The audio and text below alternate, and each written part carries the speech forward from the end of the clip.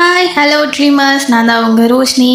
இப்போது episode number 13க்கு வந்திருக்கு. போன எபிசோட் பார்த்தவங்களுக்கு கண்டினியூஸாக பார்க்கறதுனால இந்த ஃப்ளாஷ்பேக் வேணான்னு நினைக்கிறேன்.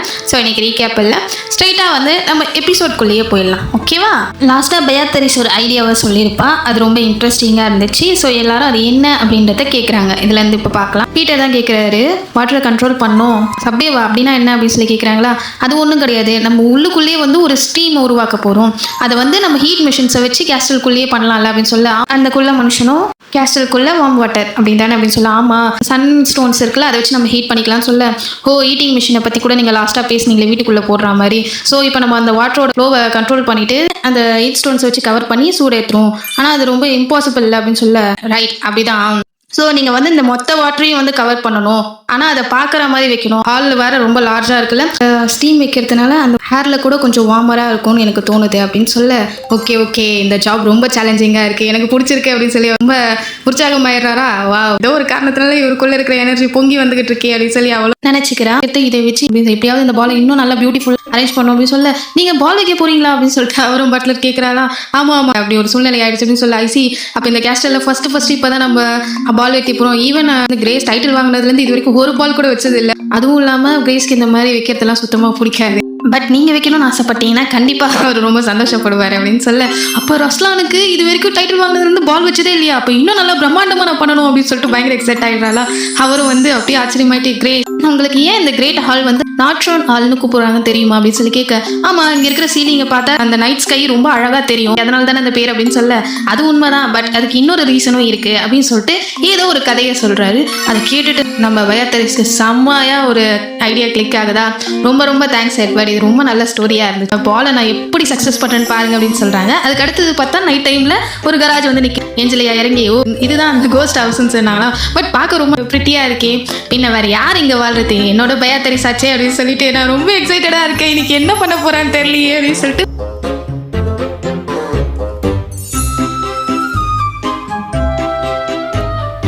வாயை பொழந்துக்கிட்டே, வா இப்படி ஒரு நைட்டு வியூவோட செம்மையா அந்த ஹாலியை டெக்கரேட் பண்ணி வச்சிருக்காங்க. ஒரு பக்கம் அந்தரத்துல கேண்டில்ஸ் தொங்குது, இன்னொரு பக்கம் நடுவுல நதி ஓடிக்கிட்டு இருக்கு. அப்படியே மேலே பார்த்தா சீலிங் ஃபுல்லா காத்துல இந்த நட்சத்திர மண்டலமா தெரியுது. அவ பார்த்துட்டு என்ன வீட்டுக்குள்ளே இண்டோர் ஸ்டீம்ஸ்லாம் வச்சிருக்காங்களா அப்படின்னு சொல்லிட்டு பட் இதுல கையை விட்டு தலப்பி பார்க்கறாளா. வா இங்க ரொம்ப தண்ணி வாமா இருக்குப்பா அப்படின்னு சொல்லிட்டு இருக்கும் போது பின்னாடி இருந்து ஒருத்தவங்க ஏஞ்சலியா அது நீதானே அப்படின்னு சொல்லி கேட்கறாங்களா. அவளும் கரெக்டா பார்த்துட்டு மிரியம் அப்படின்னு சொல்லி கூப்பிடுறாளா. வா அப்படின்னு வச்சு நிக்க, ஐயோ என்னது இது உன் கையில அப்படின்னு சொல்லி ஏஞ்சலியா ஷாக் ஆகி வராளா. அவளை ஆமா இங்க ரொம்ப டார்க்கா இருக்கு, நான் என்ன சாப்பிட்டாலும் யாருக்கு என்ன தெரிய போகுது அப்படின்னு சொல்லிட்டு இருக்காளா. ஏஞ்சலியாவோ இருந்தாலும் யாராவது நீ இப்படி சாப்பிட்றத பார்த்தா உன் வீட்டுல பட்னி போடுறாங்க தானே நீ நினைப்பாங்க அப்படின்னு சொல்ல, உண்மையிலேயே அவங்க அதை தானே செய்யறாங்க. என் அண்ணனுக்கு மட்டும் பண்ணி மாதிரி சோத்து கொடுக்குறாங்க, எனக்கு மட்டும் குருவி மாதிரி கொடுக்குறாங்க. அவன் தின்னு பண்ணி மாதிரி பெருத்து போயிருக்கான், என்ன போய் திட்டிட்டு இருக்காங்க எதுக்கு எடுத்தாலும் அப்படின்னு போலாம நம்ம ஏஞ்சலியாவும் இருந்தாலும் ரொம்ப டஃப்பான விஷயம் தான் அப்படின்னு சொல்ல, எனக்கு இந்த டார்க் டைம் ரொம்ப பிடிச்சிருக்குப்பா, எவ்வளவு சாப்பிட்டாலும் யாரும் என்னை கண்டுக்க போறதும் கிடையாது, என்னோட மேக்கப் போனாலும் யாரும் அதை பத்தி கவலைப்பட போறதும் கிடையாது அப்படின்னு சொல்றா. பேசிக்கலி இந்த மிரியம் குட்டி தான் போல.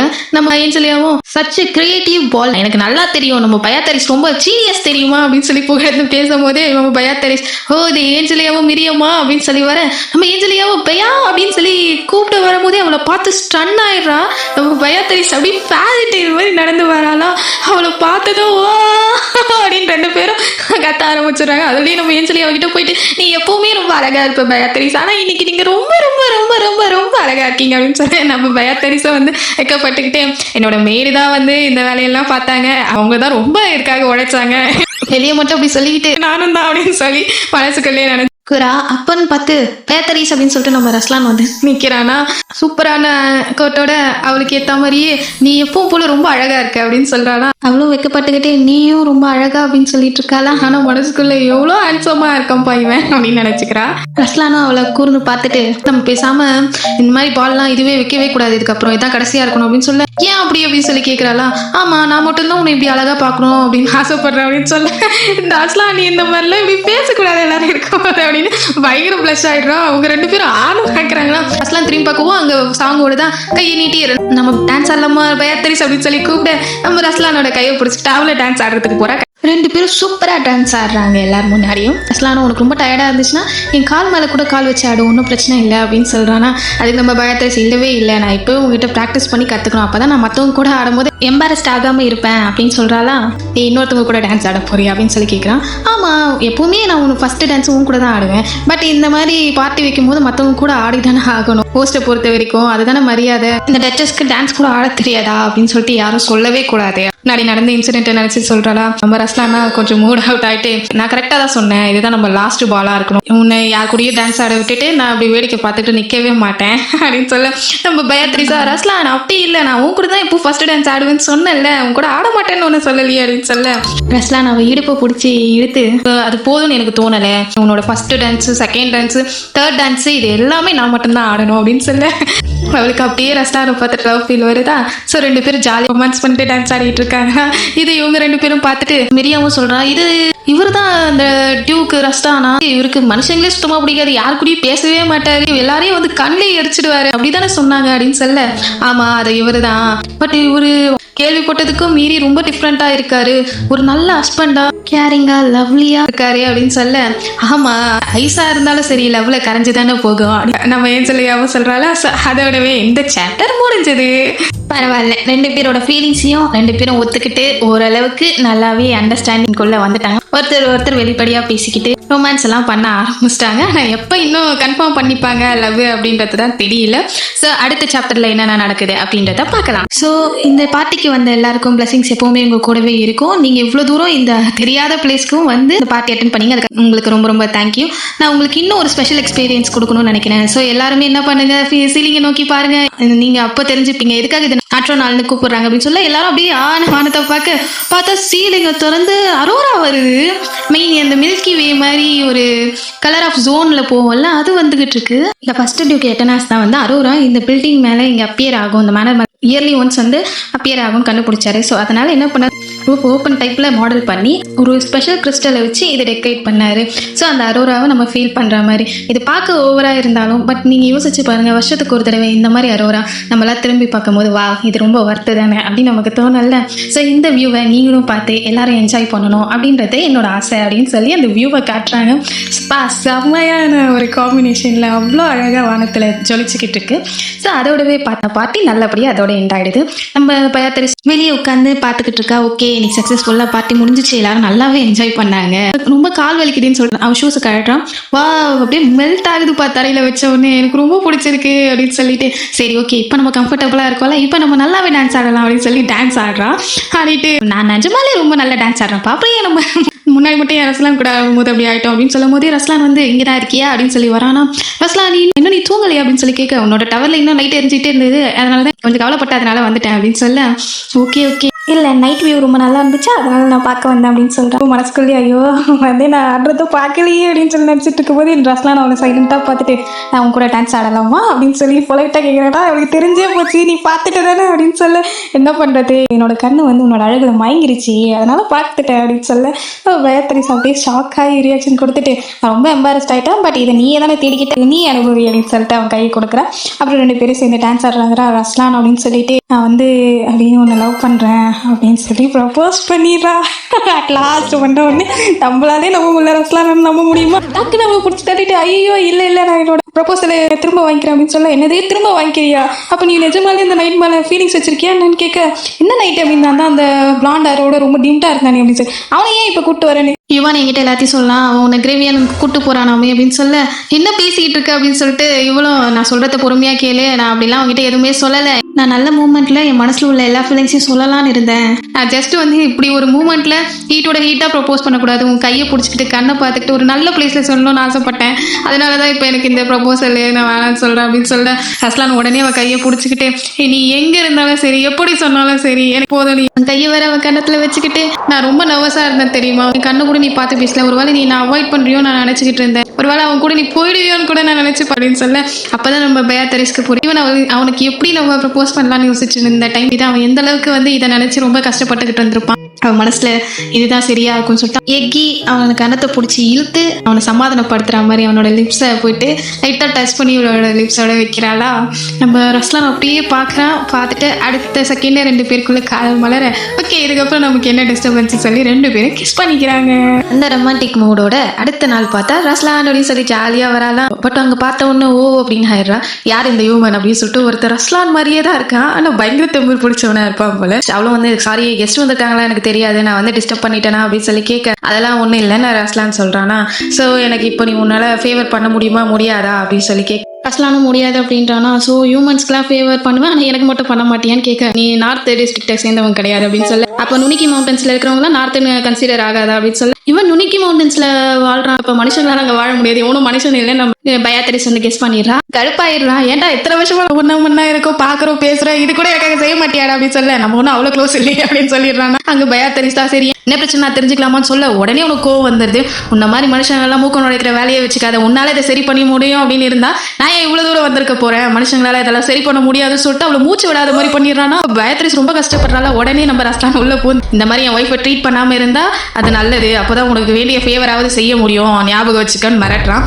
ஒய்ஃபா அப்படின்னு சொல்லிட்டு அவ ஆச்சரியமாய் மறுபடியும் இன்னொரு மனுஷங்களுக்கு உன்னோட ஆட்டை கொடுத்துட்டியா, என்னடா நீ என்ன சொன்னாலும் கேட்க மாட்டேன், பரவாயில்ல விட்டு தொலை, சரி இவன் நீ சொன்னல எனக்கு ஹெல்ப் பண்றேன்னு சொல்லிட்டு அப்படின்னு சொல்லி கேட்க அவ்வளோ ஆமா அப்படின்னு சொல்லி கேட்கறாள். நானும் என் ஒய்ஃபோ 700வது ஆனிவர்சரி கொண்டாட போறோம், நான் அவளுக்காக என்ன வேணாலும் வாங்கி தரேன்னு சொன்னேன். பட் அவ கேட்டது என்னன்னா ஒரு ஜுவல்லு, அதுவும் மோஸ்ட் ஒர்த்தான ஜுவல்லு, ஒர்த் இல்லாத பிளேஸ்ல இருந்து வருமா அப்படின்னு சொல்லி சொல்றாள். ஒரு விடுகதை மாதிரி அவளும் அதுக்கு என்ன மீனிங் அப்படின்னு சொல்லி கேட்க அது தெரிஞ்சா நான் ஏன் இவ்வளவு தூரம் வந்து கேட்டிருக்க போறேன். நானும் மூளையை கசக்கி எவ்வளவோ யோசிச்சு பார்த்துட்டேன், ஆனா ஒன்றும் விளங்கல, அதனாலதான் இவங்கிட்ட ஹெல்ப் கேட்கலான்னு வந்தேன். ஸோ நீங்க தான் அந்த ஆன்சரை கண்டுபிடிச்சி எனக்கு சொல்லி ஆகணும். அதுவும் என்னோட ஆனிவர்சரி 2 வாரத்துக்குள்ள இருக்கு, அதுக்குள்ள வந்துடணும், இல்லைன்னா ரஸ்லான் இதுக்காக ரொம்ப கஷ்டப்படுவான் அப்படின்னு சொல்லி மிரட்டிட்டு போறானா. இதையே ரஸ்லான் பக்கம் திருப்புற அப்படின்னு சொல்லி அவளை கத்துறாள். ஹஸ்பண்ட் அண்ட் ஒய்ஃப் ஒன்னா தானே எல்லாத்தையும் சமாளிச்சாகணும், நீ பண்ணலன்னா அதுக்கு அவன் தான் அனுபவிக்கணும், பாத்துக்க அப்படின்னு சொல்லிட்டு ட்ரை யுவர் பெஸ்ட்ன்ட்டு போறானா. நம்ம ரஸ்லானும் பயாத்தரிஸா அப்படியே பாக்குறாங்க. ஸோ இதோடவே இந்த சாப்டர் முடிஞ்சு போச்சு. இவன் யாரு என்ன எதுக்கு இப்படி வந்தான், ரஸ்லானே இவனும் ஃப்ரெண்ட்ஸு போல இருக்கு, கிட்டத்தட்ட ஒரே மாதிரி தான், ஹியூமன்ஸ் இல்லை இவங்க. இவன் ஒய்ஃப்காக இறக்கிட்டு வந்திருக்கா, அது ஓகே, இருந்தாலும் ஹெல்ப்பை எப்படி மிரட்டி வாங்கிட்டு போறான்ப்பா. ஸோ இதுக்கப்புறம் என்ன ஆகுதுன்றதை நம்ம பார்க்கலாமா. பயாத்தரிஸ் வந்து தூங்கிட்டு இருக்காளா, அப்படியே தூக்கத்துல இருந்து கொஞ்சமா முழிக்கிறா, தண்ணி தாக எடுக்குதே அப்படின்னு சொல்லி பக்கத்துல தடவிக்கிட்டு இருக்கா. ஒரு கையை சென்ஸ் பண்ணி பிடிக்கிறா, ஐயோ அப்படின்னு சொல்லி கத்திக்கிட்டே பார்த்தா நம்ம ரஸ்லான் தான் நிக்கிறானா. நான் தான் பையா அப்படின்னு சொல்லிட்டு கிட்ட வரானா. நம்ம பயாத்தரிசும் என்ன பண்ணிட்டு இருக்கு இந்த நேரத்துல அப்படின்னு சொல்லி கேட்க எனக்கு தூக்கம் வரல, உனக்காக வந்து வெளியில எந்த பிரச்சனையும் வராம பாத்துக்கிட்டு செக்யூரிட்டி மாதிரி நிக்கிறேன் அப்படின்னு சொல்ல. எவ்வளவு நேரமா நிக்கிற அப்படின்னு சொல்லி கேட்க நான் அந்த மூன் வந்து வெஸ்ட் பக்கம் திரும்புறதுல இருந்து நின்றுகிட்டு இருக்கேன், அதாவது சாயங்காலத்துல இருந்து நின்றுகிட்டு இருக்கான் போல. பயாத்தரிசும் நான் அதை பத்தி கேட்கல, நீ எவ்வளவு நாளா இங்க நின்றுகிட்டு இருக்க இப்படி பண்ணிக்கிட்டு இருக்கேன்னு சொல்லி கேட்க அவனும் அப்படியே தலையை சொரிஞ்சுக்கிட்டு போன வாரத்துல இருந்து அப்படின்னு சொல்ல. போன வாரத்துல இருந்தா அப்படின்னு சொல்லிட்டு அப்பதானே நான் உனக்கு என் மேல ஃபீலிங்ஸ் இருக்கிறத பத்தி சொன்னேன் அப்படின்னு அவளுக்கு ஸ்ட்ரைக் ஆகுது. ரஸ்லான் நான் தான் சொன்னல நான் உன்னை லவ் பண்றேன் அப்படின்னு சொல்லிட்டு, நான் சொல்றத உன்னால நம்ப முடியலையா, வேணும்னா சொல்லு, நான் எவ்வளவு நேரம் வேணாலும் சொல்றேன், எவ்வளவு தடவை வேணாலும் சொல்றேன், உனக்கு எப்ப நம்பிக்கை வருதோ அது வரைக்கும் அப்படின்னு சொல்ல. ரஸ்லானும் இல்ல அதனால இல்ல, நீ எங்க மறைஞ்சு போயிடுவியோ அப்படின்னு சொல்லிட்டு எனக்கு இன்னும் பயந்தம் இருந்துகிட்டே தான் இருக்கு அப்படின்னு சொல்லி சொல்றானா. என்னது அப்படின்னு சொல்லி கேட்கிறான். ஆமா நம்ம கான்ட்ராக்ட் படி பார்த்தா இன்னும் 1 வருஷத்துல நம்ம டைவர்ஸ் வாங்கிடுவோம், அதுக்கப்புறம் நீ என்னை விட்டு பிரிஞ்சு போகணும்னு நினைக்க ஆரம்பிச்சிட்டேன்னா என்னால உன்னை தடுக்க முடியாது, எந்த காரணமும் இருக்காதுல்ல அப்படின்னு சொல்றானா. நான் வந்து உன் தூக்கத்தை வர கெடுத்துட்டேன் அப்படின்னு சொல்லிட்டு நான் போறேன் பையா அப்படின்னு கிளம்பி போகும்போது ரஸ்லான் நீ இவளும் கூப்பிடுறான், நல்லா தூங்கு நல்ல ட்ரீம்ஸ் வரட்டும் அப்படின்னு சொல்லிட்டு டக்குன்னு டோரை திறந்து வெளியில போயிடுறான். பயாத்தரிஸ்க்கு என்ன சொல்றது என்ன பண்றதுன்னு புரியாம பாக்குறா. மறுநாள் காலையில பார்த்தா ரஸ்லான் இதுக்கெல்லாம் யோசிச்சு இப்படி வருத்தப்பட்டுக்கிட்டு இருப்பான்றது எனக்கு தெரியாம போச்சுன்னு சோகமா உட்காந்துருக்கா. அந்த கான்ட்ராக்டை நம்ம என்ன மேஜிக்லியா போட்டோம், ஜஸ்ட் அதை இக்னோர் பண்ணிட்டு நம்ம லவ்ல தானே இருக்கோம், அதுக்கு மேல நமக்கு என்ன தேவை அப்படின்னு சொல்லிட்டு ஒருவேளை நான் ஹியூமனா இல்லைன்றதுனால யோசிக்கிறானோ அப்படின்னு சொல்லிட்டு எப்படியாவது நம்ம ரஸ்லானுக்கு நம்ம ஃபீலிங்ஸ் ஸ்ட்ராங்கா இருக்குன்னு புரிய வைக்கணும். இதுக்கு மேல என்ன பண்றதுன்னு வேற தெரியலையே, நான் இன்னும் அந்த ஜுவல்ல கூட கண்டுபிடிக்க முடியலையே, ஏகப்பட்ட வேலை இருக்கு. அப்படியே புக்கிலேயே தலையை வச்சு படுத்துக்கிறாளா. யுவர் கிரேஸ் அப்படின்னு சொல்லிட்டு அந்த சர்வன்ட் புதுசா வந்தவன் நிக்க பயத்துல அடிச்சிடுறான். அவனை அடிச்சுட்டு சாரி நீ என்ன பயமுறுத்திட்டியா அதனால அப்படின்னு சொல்லி கேட்கிறாளா. என்ன இந்த ஹியூமன் இவ்வளவு ஸ்ட்ராங்கா இருக்காங்க எப்பா அப்படின்னு அவனுக்கு ரத்தமே வந்துடுது. சரி சரி, நீங்க இந்த புக்ஸ் எல்லாம் வச்சுக்கிட்டு என்னமோ பண்ணிக்கிட்டு இருக்கீங்களே ஏகப்பட்ட புக்கோட, என்ன கதை அப்படின்னு சொல்லி கேட்கிறேன். அதுக்கு நம்ம பயத்திரிசு நான் ஒரு ஜுவல்ல தேடிக்கிட்டு இருக்கேன் அப்படின்னு சொல்லி சொல்றாங்களா. ஜுவல்லா? எனக்கு ஜுவல்ல பற்றி நல்லாவே தெரியும். அதையே புக்ல தேடிக்கிட்டு இருக்கீங்க? நான் இருக்கும்போது என்கிட்ட விடுங்க, நான்லாம் பயங்கரமான எக்ஸ்பர்ட். இப்ப லேட்டஸ்டா போற ட்ரெண்ட் வரைக்கும் எனக்கு எல்லாம் தெரியும் அப்படின்னு சொல்ல. இல்ல இல்ல, நான் அதனால இல்ல, நீ செய்ய முடியும், பட் இது வந்து கொஞ்சம் ரிஸ்கான வேலை. அது என்னன்னா, ஒரு மோஸ்ட் வேல்யூபிளான ஜுவல் வந்து ஒரு ஒர்த்தே இல்லாத பிளேஸ்ல இருந்து கிடைக்குமா அப்படின்னு சொல்லி சொல்ல. அவனும் அப்படியே யோசிக்கிறானா, எனக்கு தெரியும் உன்னால முடியாது அப்படின்னு சொல்ல. அவனும் வந்து இல்ல இல்ல, எனக்கு இதை பத்தின ஐடியா இருக்கு அப்படின்ற மாதிரி டக்குன்னு சொல்லிட்டானா. நம்ம பயத்திரிசு நிஜமாவா அப்படின்னு சொல்லி ஷாக் ஆகி கேட்கிறான். ஆமா, நான் வந்து இன்ட்ரெஸ்டிங்கான ஒரு கதையை இதுக்கு முன்னாடி ஒரு கேபிட்டல்ல நடந்தது கேள்விப்பட்டேன். ஸோ அதுக்கும் இதுக்கு ஏதோ ஒரு கனெக்ஷன் இருக்கும், உங்களுக்கு எதுக்கும் சொல்றேன், நீங்க கண்டுபிடிங்க அப்படின்னு சொல்லிட்டு. லாஸ்ட் இயர் என்ன ஆச்சுன்னா, நம்ம இந்த காக்காங்கெல்லாம் இருக்குல்ல, அப்போ வந்து ரொம்ப அதிகமாக ஜாஸ்தியாகி இங்கே இருக்கிற பயிர் வகைகள் எல்லாத்தையும் வந்து ரொம்ப மோசம் பண்ணிட்டு இருந்தது. அது பெரிய டார்ச்சராக இருந்தது விவசாயிகளுக்கும் சாப்பாட்டு பிரச்சனைகளுக்கும். அப்போ ஒரு நாள் ஒரு விவசாயி என்ன பண்ணாரு, இந்த கூடுங்களெல்லாம் அழிச்சிடலாம், காக்கா கூடுங்களை அப்படின்னு சொல்லிட்டு அதை தூக்கி போடலாம் ட்ரை பண்ணும்போது அதில் ஒரு ரெட் கலரில் ஒரு ஜுவல்லை கண்டுபிடிச்சாரு. பட் அன்ஃபார்ச்சுனேட்லி அந்த ஜுவல்லை எடுக்கிறவங்களுக்குலாம் லவ் லைஃப்பில் பயங்கரமான லக்கு கிடைக்க ஆரம்பிச்சிருச்சு. அவங்களோட லவ் இம்ப்ரூவ் ஆச்சு, லவ் கிடைக்காதவங்களுக்கு லவ் கிடைச்சது. அந்த மாதிரி இந்த கொல்லை வந்து ரொம்ப லவ்வர்ஸ் சேர்த்து வைக்கிறதுனால அது லவ்வர் ஸ்டோனே சொல்லிட்டு வச்சுட்டாங்க. ஸோ இது இந்த கதை வந்து கேபிட்டல் முழுக்க பறந்துச்சு. அதனால எல்லாருமே இந்த காக்கா கூடுங்களில் போய் தேடி தேடி எடுத்துக்கிட்டு இருந்தாங்க. அது ஒரு காலத்தில் நடந்துச்சு அப்படின்னு சொல்ல அடுத்த சீன்லேயே பார்த்தா அவங்ககிட்ட அந்த கல்லை கொடுத்துருக்காங்க போல இருக்கு. அவனால இதுதான் என் ஒய்ஃப் வேணும்னு சொன்னாலா அப்படின்னு சொல்லி அவங்க கேட்டுக்கிட்டு இருக்கும்போது என் ஒய்ஃப் பறந்து வந்து ஆமா இதுதான் நான் எக்ஸாக்டா தேடிக்கிட்டு இருக்கேன் அப்படின்னு சொல்லிட்டு, இந்த வருஷம் கிஃப்ட் ரொம்ப நல்லா இருந்துச்சு டார்லிங் அப்படின்னு சொல்லி அவனுக்கு கிஸ் வேற கொடுக்குறாளா. அவன் அப்படியே பார்க்கணுமே, அப்படியே நாய்க்குட்டி மாதிரி ஆயிடும். உனக்கு வேணும்னா இந்த மொத்த உலகத்தையுமே நான் கொடுப்பேன் அப்படின்னு சொல்லி சொல்ல. இல்லை, அதுக்கு டிராகன் லார்டு ஒத்துக்க மாட்டார் டியர் அப்படின்னு அவங்களும் வழிஞ்சுக்கிட்டு இருக்காங்களா. பா எப்படி மாறிட்டா பாரு பயத்தரிஸ்க்கு எம்பாரஸ்ட் ஆயிடுது. இது அவ வந்து டிராகன் லார்டுன்னு தானே சொன்னான், அப்போ இவன் ஒரு டிராகன் தானா அப்படின்னு சொல்லி யோசிச்சு அது முக்கியம் இல்லையேன்னு நினைக்கிறாளா. அப்போ வந்து ஓ நீ தானா மறுபடியும் ஹியூமன் ஆயிட்டியா, உன்னோட சோல் என்னமோ ஒண்ணுதான், ஹேர் கலர் மட்டும் சேஞ்ச் ஆகவே இல்லை, ரொம்ப நாள் கழிச்சு உன்னை பார்க்குறேன், அப்போ பார்த்தது அப்படின்னு சொல்லிட்டு ஓகே நீ ரொம்ப பெரிய ஜேர்னி எடுத்திருக்கால திரும்ப வரதுக்காக, எப்படி இருக்கு அப்படின்னு சொல்லிட்டு அவளை பிடிச்சி கொஞ்சிக்கிட்டே இருக்காளா. உடனே நம்ம ரஸ்லான் வந்து அவளை கட்டி பிடிச்சிக்கிட்டே போதும் போதும் எப்படி அவளை நீ அன்கம்ஃபர்டபுள் ஆக்குற அப்படின்னு சொல்றானா. ஐயோ சாரி, நான் அவளை பார்த்த சந்தோஷத்தை எப்படி பண்ணிட்டேன், என்னை மன்னிச்சிடே அப்படின்னு சொல்றாளா. அவளும் ஓகே அப்படின்னு சொல்றான். என்ன பார்த்த சந்தோஷமா அப்படின்னு சொல்லிட்டு இருக்கும்போது, பொண்ணு என்னோட ஒய்ஃப்க்கு வந்து நல்ல கிஃப்ட்டை ப்ரெசென்ட் பண்ண வச்சுட்டு, ஸோ அதனால அதுக்கு பதிலாக உன்னோட தலையெழுத்தை நான் உனக்கு படிச்சு சொல்றேன் அப்படின்னு சொல்றேன். ஏன் தலையெழுத்தா அப்படின்னு சொல்ல. ஆமா இத்தனைக்கும் யாருக்குமே பண்றது கிடையாது, அந்த எம்பரர் கூட வந்தான், அவன் எனக்கு வந்து கோல்டு கொடுத்தான் என்னென்னமோ கொடுத்தா, காலில் விழுந்து கெஞ்சனா தெரியுமா, இருந்தாலும் நான் உனக்கு பார்க்கல. இந்த மாதிரி தான் சில பரதேசிங்க வந்து ஒரு தடவை பிரச்சனை பண்ணிக்கிட்டானுங்க, அதுலேருந்து நான் யாருக்கும் படிக்கிறது இல்லை அப்படின்னு சொல்ல. வா அப்படின்னு ஆச்சுமா கேட்கறாளா, இப்போ நான் படிக்கணுமா வேணாமா அப்படின்னு சொல்லி கத்துறான். ஒய்ஃபும் வந்துட்டு அவன் எப்போயாவது ரேராக தான்ப்பா எனக்கே வந்து சொல்லுவான், ஸோ நீ அவனுக்காக ஃபன் பண்ணுறதுக்காகவாவது கேளு அப்படின்னு சொல்லலாம். ஸோ அதுக்கப்புறமே பார்த்தா அவன் கார்ட்ஸ் எல்லாம் திருப்புறான், பண்ணி கார்டை பிக் பண்ணு அப்படின்னு சொல்ல. இது இது இது அப்படின்னு சொல்லிட்டு அவ்வளோ பிக் பண்ணுறாளா.